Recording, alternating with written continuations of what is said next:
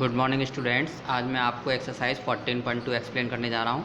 First question है, एक वृत्ताकार खेल की त्रिज्या 210 मीटर है। इसके चारों ओर बाड़ लगवाने का खर्च 1.25 रुपीज़ प्रति मीटर की दर से ज्ञात कीजिए।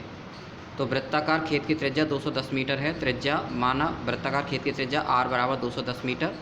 यहाँ एक फिगर ड्रॉ कर लेते हैं। ये केंद्र से वृत्त के किसी बिंदु को मिलाने वाली रेखाखंड को हम त्रिज्या कहते हैं। तो ये त्रिज्या r बराबर 210 मीटर है, OA। तो वृत्ताकार खेत की त्रिज्या r बराबर 210 मीटर। अब इसके खेत के चारों ओर बाड़ लगवानी है, यानी कि इसकी बाउंड्री पे बाड़ लगवानी है। तो हमें इसकी बाउंड्री मालूम होनी चाहिए, दैट मीन्स इसकी सर्कमफ्रेंस, यानी कि खेत की परिधि। तो बाड़ की लंबाई बराबर खेत की परिधि बराबर 2πr। परिधि का सूत्र 2πr होता है, क्योंकि खेत जो वृत्ताकार है इसलिए 2πr होगा इसका परिधि का फॉर्मूला। तो 2 गुणा 22/7 गुणा r का 210 लगे, यहाँ पर मान रख दिया, और पाई का मान 22/7। अब 7 से 210 को हम कैंसिल करेंगे, 30 बार हो गया। तो 2 गुणा 22 44, 44 गुणा 30 बराबर 1320 मीटर।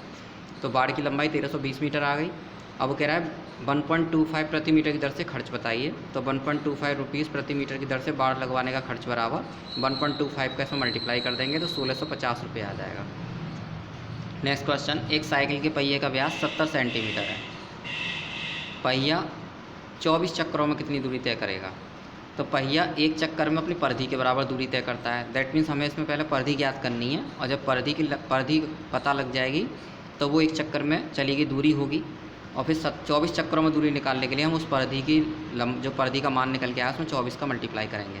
तो पहले साइकिल के पहिए का व्यास लिख लेते हैं, d बराबर 70 सेंटीमीटर। तो एक चक्कर में चलेगी दूरी बराबर पहिए की परिधि, और व्यास के पदों में परिधि का फॉर्मूला पाई d होता है। तो 22/7 परिधि का मतलब पाई का मान लिखेंगे 22/7 गुणा, और d की जगह पर 70 लिखेंगे। 7 से 70 को कैंसिल करेंगे 10 टाइम्स। तो 22 × 10 is equal to 22 × 10 is equal to 220। यहाँ ये 220 है, 220 सेंटीमीटर।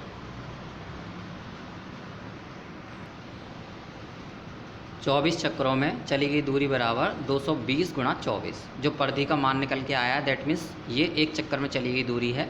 24 चक्करों में निकालने के लिए हम इसका मल्टीप्लाई करेंगे। तो ये 220 में 24 का मल्टीप्लाई करने पर 5280 सेंटीमीटर आता है। अब 5280 में 100 का हम डिवाइड करेंगे तो ये मीटर में चेंज हो जाएगा, 52.80 मीटर आ जाएगा। नेक्स्ट, एक आयताकार प्लेट की लंबाई 36 सेंटीमीटर तथा चौड़ाई 24 सेंटीमीटर है। इससे 64 वृत्ताकार बटन काटे गए जिनका व्यास 3 सेंटीमीटर है। तो शेष प्लेट का क्षेत्रफल ज्ञात कीजिए। तो पहले हम आयताकार प्लेट यहाँ पर ड्रॉ कर लेते हैं फिगर। L बराबर यानी कि लंबाई 36 सेंटीमीटर, B यानी चौड़ाई 24 सेंटीमीटर। आयताकार प्लेट का क्षेत्रफल बराबर L × B। तो 36 × 24 किया, 864 स्क्वायर सेंटीमीटर आ गया। काटे गए एक वृत्ताकार बटन का क्षेत्रफल बराबर πr² होता है। तो 22/7 गुणा r, हमारे जो व्यास दिया होता 3 सेंटीमीटर था, व्यास का आधा कर दिया तो त्रिज्या होगी 3/2 का स्क्वायर। तो 22/7 गुणा 3/2 गुणा 3/2।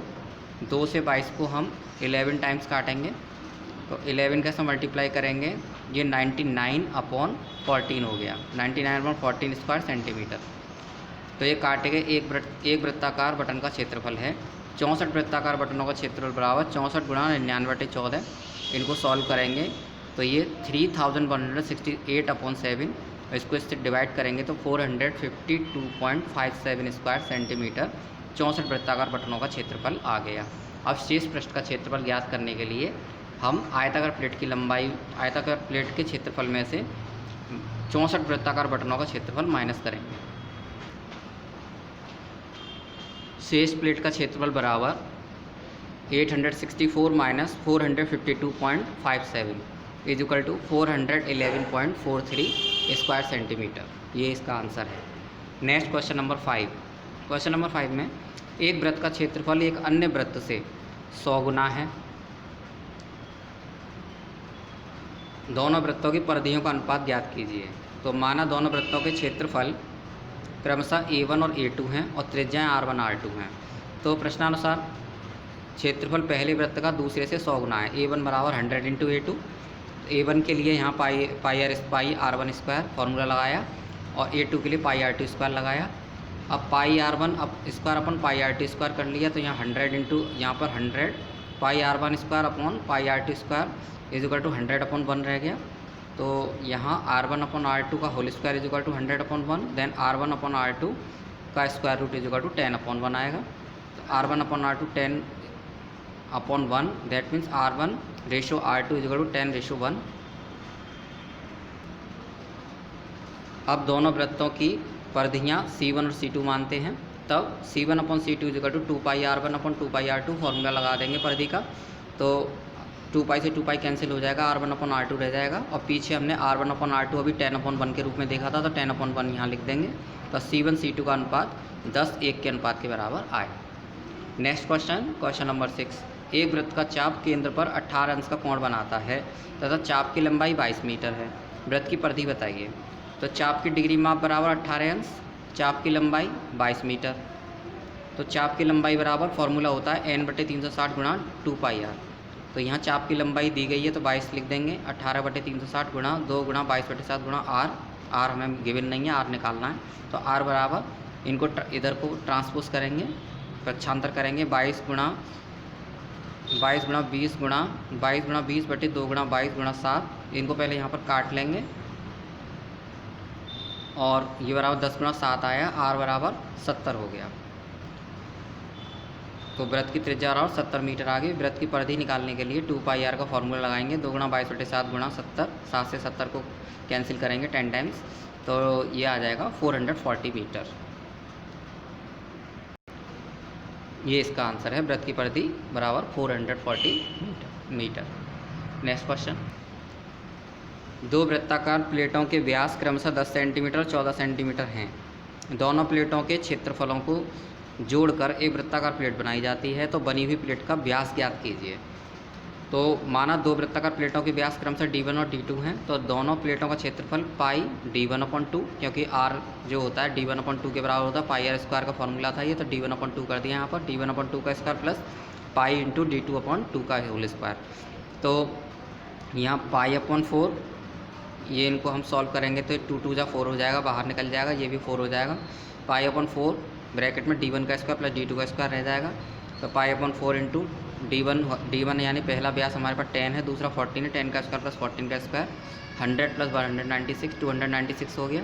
4 से इसको हम कैंसिल करेंगे 74 टाइम्स, तो 74 पाई स्क्वायर सेंटीमीटर आ गया दोनों प्लेटों का क्षेत्रफल। अब दोनों प्लेटों को जोड़कर निर्मित प्लेट का क्षेत्रफल बराबर उतना ही होगा जितना कि दोनों का संयुक्त क्षेत्रफल है, तो 74 पाई स्क्वायर सेंटीमीटर के बराबर हो गया। अब नई जो प्लेट बनी है, निर्मित प्लेट जो है, उसका व्यास हमने कैपिटल D मान लिया, तो कैपिटल D/2 का square pi into capital D/2 का स्क्वायर इज इक्वल टू 74 पाई, और फिर D²/4 इसका स्क्वायर खोलेंगे। अब पाई से पाई को हम इरेज कर, यहाँ से पाई को हम कैंसिल कर देंगे, तो D² बराबर 74 इंटू 4 296 हो गया। और D का जब हम स्क्वायर रूट लेंगे तो 17.2 सेंटीमीटर D का वैल्यू निकल के आएगा। तो यहाँ पर 296 का हमने स्क्वायर रूट लेकर भी आपको समझाया है, आप इसको देख सकते हैं। Next question, question number 8। एक तार एक ऐसे आयत के रूप में जिनकी लंबाई चौड़ाई क्रमशः 40 सेंटीमीटर और 26 सेंटीमीटर है, इसे एक वृत्त के आकार में मोड़ा गया, वृत्त की त्रिज्या बताइए। तो L बराबर 40 सेंटीमीटर है, B बराबर 26 सेंटीमीटर है। पहले हम आयत का परिमाप ज्ञात कर लेते हैं। आयत का परिमाप बराबर 2 इंटू L प्लस B। तो L की जगह 40, यहाँ 66 हो गया, 66 का 2 में मल्टीप्लाई करेंगे 132 सेंटीमीटर हो गया। वृत्त की परिधि बराबर आयत का परिमाप, परिधि जो होगी परिमाप के बराबर ही होगी, बराबर 132 सेंटीमीटर। तो वृत्त की परिधि का फॉर्मूला 2 पाई r बराबर 132, पाई की वैल्यू 22/7 लगाएंगे गुणा r बराबर 132।